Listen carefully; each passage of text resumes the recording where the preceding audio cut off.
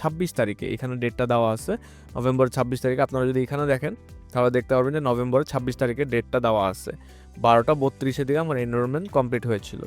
And আমি হচ্ছে পাসপোর্টের যে মেলটা আছে, মানে your new passport is ready for issuance at the passport office, মানে আমাকে কালেকশনের জন্য যে মেলটা আমি পেয়েছি সেটা হচ্ছে ডিসেম্বরের 10 তারিখে। আপনার এখানেও যদি একটু দেখেন ডেটটা ডিসেম্বরের 10 তারিখে আমি পেয়েছি।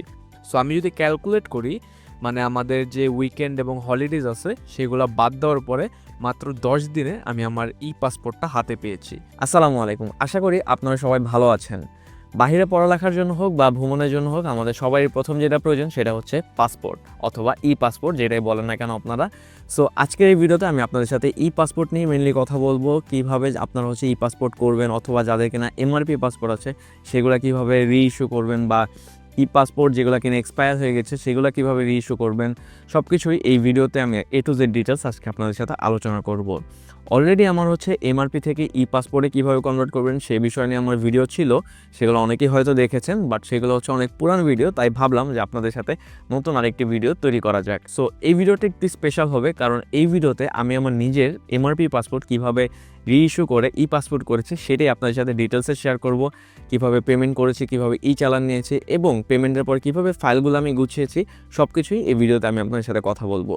সো এই ভিডিওটা মেনলি 3টা সিকোয়েন্সও হবে। প্রথম সিকোয়েন্সে আমি রেজিস্ট্রেশন প্রসেসটা দেখাবো, কীভাবে আপনার হচ্ছে রেজিস্ট্রেশন কমপ্লিট করবেন। দেন পেমেন্ট করার পরে ই চালানটা কীভাবে আপনারা বের করবেন সেটা আমি দেখাবো। অনেকেই দেখেছি ই চালান নিয়ে অনেক ঝামেলায় ফেস করেন। দেন থার্ডলি কীভাবে ফাইলগুলো গুছিয়ে আপনারা সুন্দরভাবে প্রিন্ট আউট করে সেটা নিয়ে যাবেন, সেটাও আমি হচ্ছে এই ভিডিওর লাস্টে আপনাদের সাথে শেয়ার করব থার্ড প্রসেসে। সো যারা কিনা হচ্ছে বেশি বকবকানি পছন্দ করেন না, কোনো প্রসেস যদি স্কিপ করতে চান তাদের জন্য হচ্ছে আমি আমার ডেসক্রিপশন বক্সে একটা টাইম ল্যাপস আছে, সেখানে ক্লিক করে আপনারা স্কিপ করে ফেলতে পারেন যেগুলো কিনা আপনাদের প্রয়োজন নেই। সো এই ভিডিওর বারেও আপনারা দেখতে পারেন পার্ট ওয়াইজ আছে। সো যেই পার্ট আপনারা স্কিপ করতে চান চাইলে সেই পার্ট স্কিপ করে অন্য পার্টগুলো দেখে নিতে পারেন। সো যারা কিনা এই পুরো ভিডিও দেখে আমার মতো অ্যাপ্লাই করবেন তারাও 10 দিনের মধ্যে আপনারা ই পাসপোর্টটি পেয়ে যাবেন আপনাদের হাতে।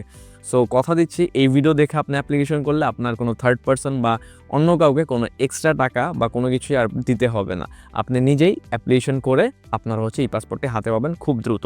সো চলেন আর বকবক না করে এখন আমরা ডেস্কটপ স্ক্রিনে চলে যাব এবং কীভাবে অ্যাপ্লিকেশন করতে হয় সেই প্রসেসটা দেখে নেব। সো আরেকটা কথা বলে নিচ্ছি, আমরা চাইলে এই প্রসেসটা হচ্ছে মোবাইল ডিভাইস দিয়েও করতে পারি, বাট মোবাইল ডিভাইসটা যেহেতু স্ক্রিনে ছোট তাই অনেক সময় দেখা যায় কিছু ভুল হওয়ার পসিবিলিটি থাকে। সো আমি আপনাদেরকে সাজেস্ট করবো আপনার মোবাইল ডিভাইস ইউজ না করে আপনার যে কোনো ডেস্কটপ বা ল্যাপটপ ইউজ করতে পারেন। বড় স্ক্রিনে দেখতেও আপনাদের সুবিধা হবে এবং ফিল আপ করতেও আপনাদের সুবিধা হবে। সো চলেন ডেস্কটপ স্ক্রিনে চলে যাই।